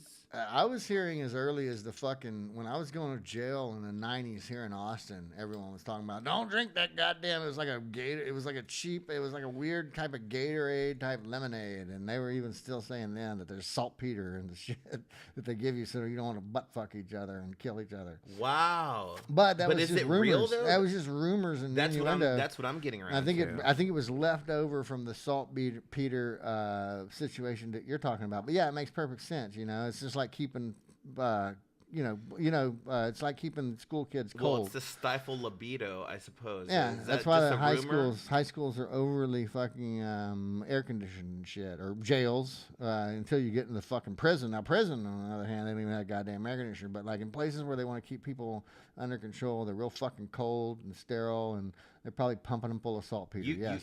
You've been to prison? I haven't been to prison, but I know that a bunch of prisons in Texas don't even have fucking air conditioners because it's like, you know. Fuck, I couldn't even Sounds imagine great, that, but man. sorry, we're not gonna get you a window unit just this year. Your lawyer's working on a motion and shit, but we don't have you a window God unit. damn. Well, aren't prisons? But no, jails are damn sure in like booking and all. You never notice just how fucking cold they keep places like that to keep your ass fucking in line. Yep. I remember once in California, I went to go pay a traffic ticket, and I didn't know it had turned into a warrant. So I called them up and I said, how do I pay this? And they're like, oh, well, just come down over here, and you can pay it in person. So I went down over there, Yeah. and they put me behind this big metal door, and next thing you know, they're taking my fingerprints, and I was like, what's this? And they're like, well, it turned into a warrant, so you need to serve this right now. And they put me in this holding cell, and I swear to God, that holding cell must have been about 60 degrees. It was Motherfucker. It was to keep you from butt fucking the other people in there with you. But it was just me. There was nobody there to butt It fuck. was to keep you from butt fucking yourself. Nobody wants to clean that up, Man, Rich. no. I just remember sitting there. It was like a fucking meat locker, freezing my ass off, and I wasn't sure if they're doing it on purpose or to torture me. That was Santa Clara No, County. it's to keep you in line, man. Santa Clara County Just to keep you in fucked line. me up bad, and it was a traffic ticket, man. It was just like a parking ticket, and I had for like 2 years. And Yours I didn't even know. was a tale of woe. Hey, have you seen my dip? When I dip, you dip, we dip. Yeah, I saw it in your truck. You suck. It's in You your didn't truck. grab it and bring it in for No, me and just be go like, get it. hey, man, here's your dip. No, go get it. That's all right. What are you going to say when I'm gone? I'm just gonna play some music when you're gone. Don't forget me when I'm gone. I hate to get all 80s on you, Rich. No, let's listen to Ghost. Let's listen to Ghost Man. So Ghost Man is one of my favorite rappers of all time. and I'm into it. Chad's gonna go get his stuff. We are taking a brief moment, and we are drinking, I guess, all day. Seems like now. Here we go. Ghost Man. All these punk motherfuckers don't know. Don't know. They run their mouth like I won't kick in they dough. In the dough. All these punk motherfuckers sitting my phone. You think we boys? I never see you on one of my shows. Yeah. All these punk motherfuckers don't know. If y'all motherfuckers don't know, Ghost Man is the shit. All these punk motherfuckers sitting my phone. You think we boys? I never see you on one of my shows. See, I've been fucking up my life, no joke. Tell my face, quit my job, went broke. But I've been loving every day a little more. When you hear that wooden block, you know it's all the ghost. Minute the image of what I say that I'm latest, rated and decapitated, I'm rated, sedated, and I'm winning heads. Never the letter, think freely again. Put him in an underwater grave and pay your attention to what I am about to say. Fuck what your friends say, fuck what the man say. I've been thinking better, mama guns. Getting faded off the blood of my girl. I cut her on the face, she told me more. She got blood on my grandma flow. Bitch, I'm draped in gold supply, head to toe. Y'all was sleeping, I don't want you damn close. My chick gon' seduce some damn girl. We tag teaming like we wrestle for the belt. All these punk motherfuckers don't know. They run their mouth like I won't kick in they dough. All these punk motherfuckers sitting my phone. You think we boys? I never seen you on one of my shows. Some rap. All these punk motherfuckers don't know. They run their mouth like I won't kick in they Chad, welcome back. What's up, man? This is Ghost Man. Ghost Vein. Yeah, this is Ghost Man. Are you not familiar with Ghost Man? Ghost Man. Yeah, he's pretty cool. I'm into it. I'm into it. So And his name is Ghost Man. yeah. What does it say? Spell everything after ghost, please. M-A-N-E. Ghost Man. Yeah, Ghost Man. Well, I can tell you what. If my fucking kid grew up to be this guy, I'd fucking disown him. I can tell you that. I can tell you that just from I can tell you that just from looking at that picture and hearing and watching him do those little bitty raps there. But you know what the funny thing about it is, Rich? What? The best album I ever did, as far as my own personal performance as a vocalist, was a rap album. Really? Far and away, the best I ever did. I'm not saying that. I'm not trying to disparage any of the bands I was in. What was the rap album? Gun-Toting Meat Eaters, Front Butt, all those bands. Front Butt sucked. Well, I'm not trying to dog the people in Gun-Toting Meat Eaters or say anything about that. But as far as my own personal performance, my own personal job I did as a lyricist or whatever the fuck you want to call some guy that doesn't actually play any instruments, can barely sing, was it was a rap album. It was BFE, Blackface Ensemble. And it was something I did with Will Evans and Jesse Miller, some good friends of mine from high school. Far and away the best album I was ever involved on for my own personal achievements as a vocalist. Which high school did you go to? Well, I didn't just go there, Rich. I was the student body president. It's not like I attended the motherfucker. I was the student body president, and I ruled the high school with an iron fist my senior year. But it was Brazoswood High School in Clute, Texas. Yeah, it mostly services. That's what I was getting to. It mostly services Lake Jackson, Texas, but it's actually located in Clute. That's something that people in Lake Jackson, Texas, just have to come to grips with. I never even that's West Texas then. Fuck no, but it is on the Gulf Texas coast. It's just south of Galveston County. The next county south of Galveston County is Brazoria County, and that's where all those motherfuckers live. I grew up in Galveston County. Oh, I was gonna say that. That'll come full circle, Rich. Okay. I grew up in Galveston County. I was born on Galveston Island, went to school and lived in Lamarck until I was 13. And then I moved the next county down. It was a white flight situation. We moved the next county down to Brazoria County, to Richwood, Texas, which is their kind of bordering Clute in Lake Jackson. And I went to Brazoswood High School and graduated in 1991. And when I graduated, not only me, but a bunch of my friends from there, all with the same thing in mind. Now, don't get me wrong. I was going to the University of fucking Texas. I was a lot smarter than the rest of these motherfuckers. But we all moved up here to move to Austin because to us it was like, even though we were Texans, I don't know if I'm just as big an interloper is all these other people here that everyone's complaining about. Because I Correct. moved here when I was 19, or probably 18. Yeah. Much of my friends did too, and we all made lives here. And to us, it was, a place that it was promised. It was, we didn't feel like we fitted in or whatever, and wanted, it was the Austin thing. We couldn't wait to get up here and be able to be ourselves or whatever. And we were all enamored and in love with the lore of Austin and all that, and the butthole surfers and the drag and the fucking whatever, was cool at the time, and just couldn't wait to come here. And that's how I came here. I came here to go to school.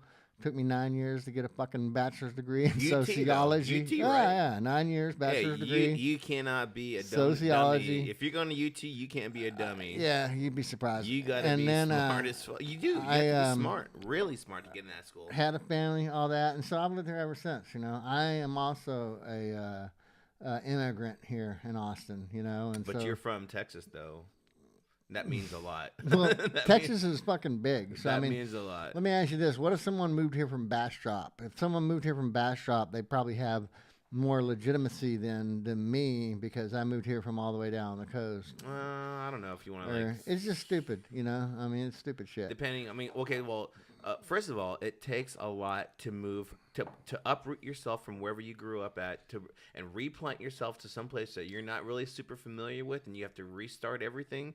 It takes a lot, and it says a lot about the people that are here. Yeah, it took It really was. It takes a certain type of person to leave their hometown. It was hard for me, man. My parents bought me a fucking condo, and they still have it to this day, and my son lives there now and goes to UT too. So yes, ours was a tale of woe. The difference, though, is that he's paying his way through college and shit. Me, I didn't pay a fucking cent for years and sold weed to make all the fucking money I ever needed. So yeah, it was We a do fucking, what we it was a gotta nightmare, dude. I'm lucky to be here right now. But he's putting himself through school. Yeah, man, I moved good here, for man. him, I'm That's from really cool. You must be really proud of that kid. yeah, of course. Sure. Oh yeah.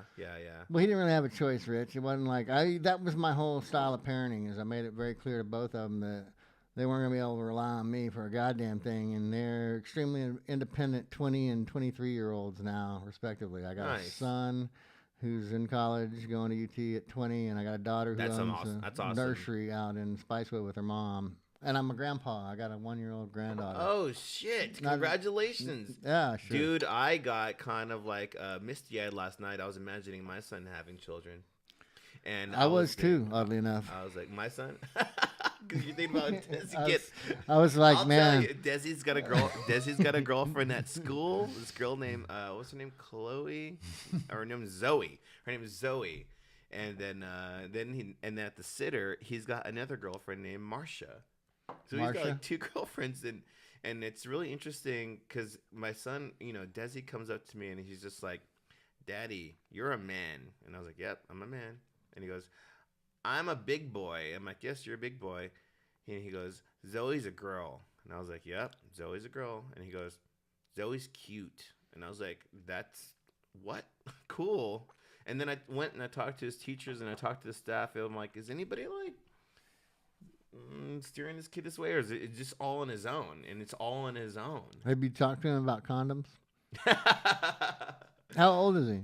He is 4. Oh, well, it's too late. He's probably already got like 3 kids. Can only, I was like actually thinking about that too, man. I was like, what if this kid knocks up somebody when he's 15, and that would give me enough time to be a grandfather. What if? Like, what was your doubt? I mean, do you think he might be gay or something? No, what do you mean, I don't what care. if? What? Of course he's going to have a couple kids by the time he's 15, Rich. Yeah, he's a very, very, very super bright, handsome kid, and everybody loves him. And he's, I'm teaching him the road. He doesn't have his mother's not in his life, so I'm sort of having to just be daddy constantly. And mom. I can't really do the job of a mother. I'm not a woman. I can't. I well, have this interview is over. No, okay. No, the sitter that's been watching my kid has been watching him since he's been 2 or 3 You got a months deadbeat old. mom, dude? That's a rarity. I know a lot of deadbeat dads, and I do know some deadbeat moms. No, she hasn't fucking done it. No, we're not talking about that. Yeah, Smokey and the Bandit. Yeah. Smokey Anyway, and the Bandit, man. do you have her phone number, Rich? And then I'll drop it. Do I have a phone number? Do you have her phone number? No. The deadbeat mom. Yeah, I do. Yeah, could I get it from you before we leave? Yes, we can do Okay. that. All right, well, then we can move on. Deadbeat moms have a lot of time on their hand for dating. Oh yeah. Or it's just what it is, man. If you want to go there, it's like you're going to a hornet's nest, man. You don't, It sounds hot. Yeah, whatever. I don't know.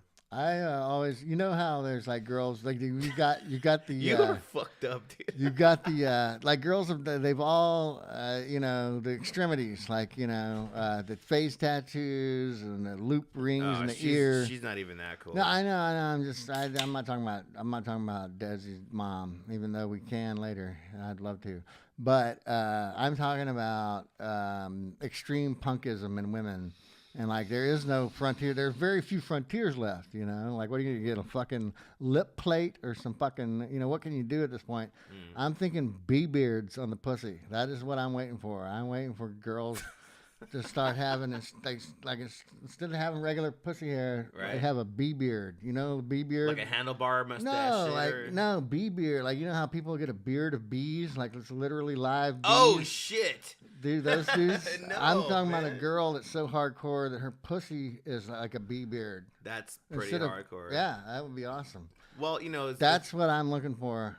Well, that's the next frontier. The crazy thing about the internet is if you can imagine it, it is real. And I'm sure that if you dig deep enough, you might I don't think so. I think I'm onto something here. I think I've got an original idea, and I don't think there's a single bee beard pussy video out there on the web. So you're gonna go, not even on the dark web. Hey man, feel free to corner that market. If you feel you got it in you, go for it. Wow. I guess I can go for men too. You can have like a bunch of bees on your dick. Yeah, you could have a male bee beard pubis, sure. So. But that's not what we're talking about here, Rich. You're ruining my thing. Okay. I'm just open. Hey, I'm just thinking outside the box. I just think that would be. I'm just pretty thinking outside hardcore. the box. I think no that pun would intended. be pretty hardcore. I think that's a lot more impressive than like a tattoo or a piercing. I think a bee beard for a fucking bush would be like really making a statement. I think it would feel good too, as long as the bees were calm. You'd need a lot of smoke. Okay, you would need a lot of smoke. A lot of vape. A lot of vape smoke on your dick.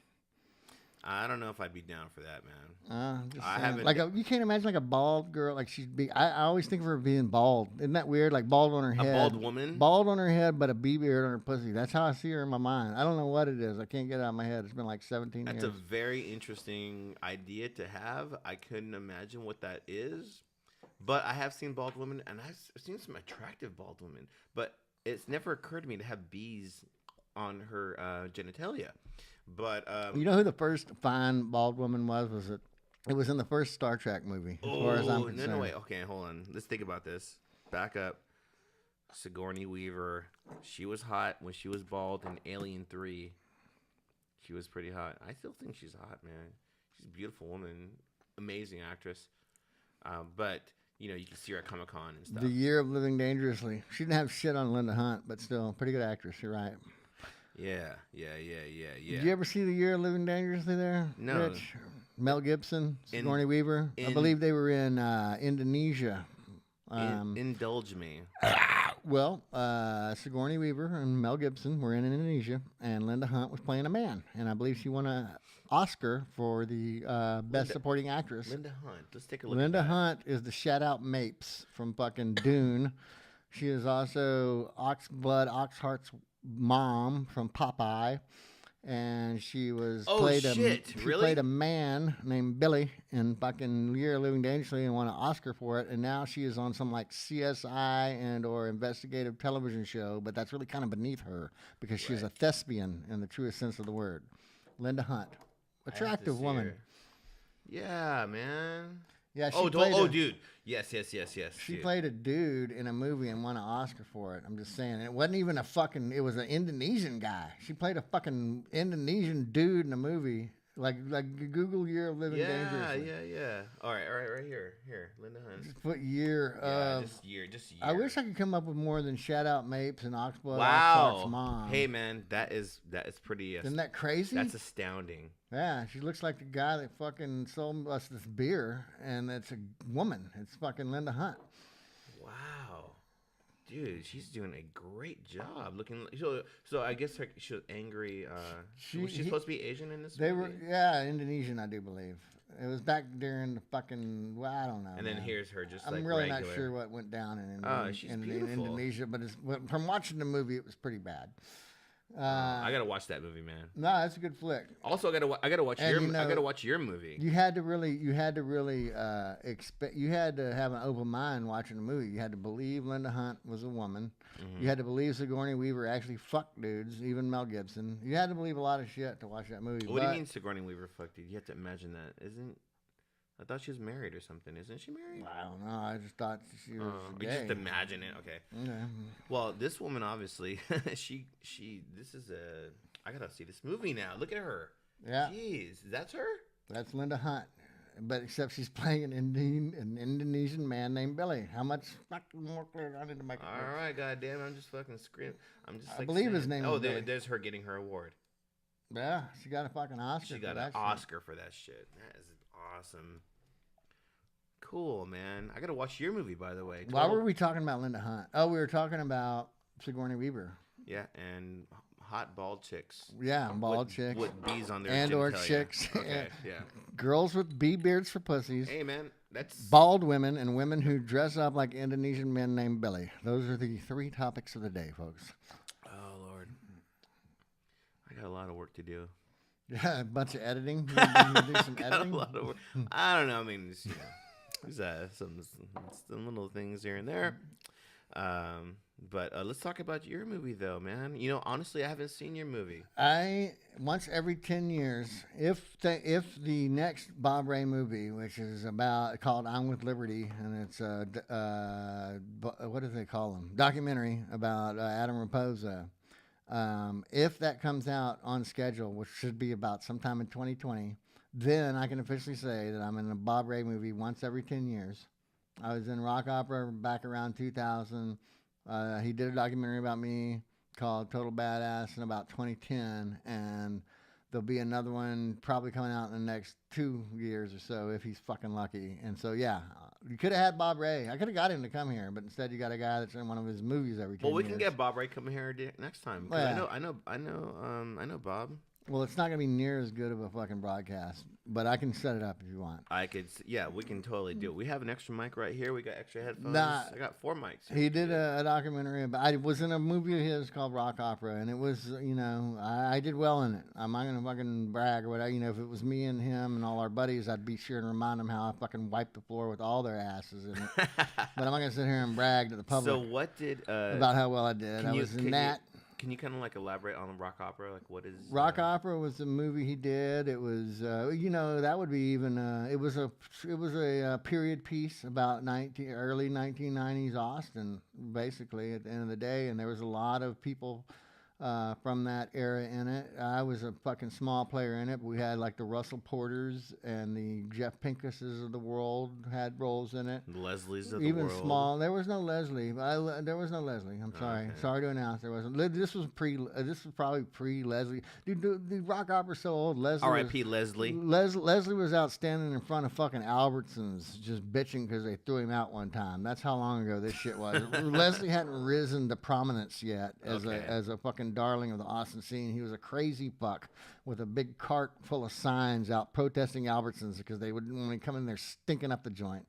That's how long ago this was, and it was probably maybe even before he moved to town. I embedded with Leslie. That was probably the most embedded journalism I ever did. Were you tight with Leslie? I spent a couple nights with him. I don't know if I was tight with Leslie because, to be quite honest, man, sometimes Leslie wouldn't even know who the fuck I was. But on the other hand, there's like pictures of us hugging and kissing. I never got that and vibe there's from him. I didn't think he was off. You never thought that maybe Leslie was kind of bummish in some of his ways? No. He definitely basically was. Went from day to day getting people to give him shit because they thought he was cool. You never saw that side of him? There was a cat on South... Yeah, me neither. There was a side on South Lamar. This cat used to hang out there. His name was Bird. And I used to hang out with Bird for a bit, and then Bird just would do that thing, like, who are you? Get away from me, that kind of thing. But, he's a homeless cat too, but Leslie seemed to be somewhat like Nah, dude, Leslie had real. she had it together. He was a dude, first of all. Right, But okay. he did have real friends in town, and he was friends with people, and he was a real guy. And I'm not trying to take anything away from him. I'm just not trying to oversell my relationship with the motherfucker. Okay. But I did embed with him for a couple. Well, I didn't literally in bed, but I embed, not in One bed. can wish. I embedded with him for a couple of days back during his second mayoral campaign, and like fucking hung out with him all night, and like he used to live in this. Sometimes he had places all over town he crashed, but one of them, which is long gone, was this thatch of bushes out behind the Continental Club, kind of off to the right. Yeah, like I know a exactly what you're thatch talking of about. bamboo or so, and he had a whole thing set up in there. I mean, I fucking went up in there and literally embedded with him in there and interviewed him for hours at the end of a night one time. So I spent a couple of days and did a big article with him in Rank and Review back in the day. I knew him. He's been on Football Karaoke. He came in. What was the trophies. What was his original occupation before? He was in the Navy for a while. I know that he was like kind of a radar operator in the Navy, and he was proud of being in the Navy, man. He was fucking full of Marine jokes. He's like, people would ask us in the Navy, don't you get lonely out there on the ships? And I was like, well, why do you think we keep the Marines around? Like, he was a Navy guy through and through, and radar Did not operator. know that. That's fucking cool. It's very inside. Dude, I had no idea. And he definitely, man, he came and I had more. I don't have the article in front of me and my notes and shit, but he definitely moved into Austin and had a falling out with the folks at Albertsons. The Albertsons up on Runberg. You know the one I'm talking about, like Yes. Runberg and Lamar. Yes, I do. And It's not that's Albertsons anymore. I think it's it's H-E-B probably now. like Cracks or Us No, or I something. think it's HEB or something. Yeah, when they displaced all the crack whores, hookers, and everything from, and this is true Austin history here, folks. When the powers that be decided, look, we got to get this element off of South Congress, and they forced the whole criminal element off South Congress. It relocated on North Austin. on Runberg Lane. And I'm not saying that I'm not saying that's the beginning or the end of the open air criminal markets in Austin, but they certainly got moved from South Congress to Runberg back in around the end of the 90s and the early 2000s. There was a big relocation, and they cracked down on shit on South Congress and started making it a nice part of town, and all of that open air shit moved up to Runberg Lane. This has nothing to do with Leslie. Heavy. Um, No, because I used to work on Runberg. I worked on Runberg when I first moved here. There was an MCI call center that was on Runberg and 35, and I used to have to take the bus up to Lamar in Runberg, and then walk from Runberg, or walk down Runberg, or west on Runberg to where I had to go to work. And there was some sketch. It was a sketchy ass fucking area. It still is. That was the It still is, dude. That is the history of that. Catfish. There's like a catfish parlor there or something. I'm not a civil engineer. I'm not a shot caller and city council or any of that shit. But I can tell you, as a resident here and a professional criminal, not that I was ever involved in open air drug markets and loosely at best involved in prostitution.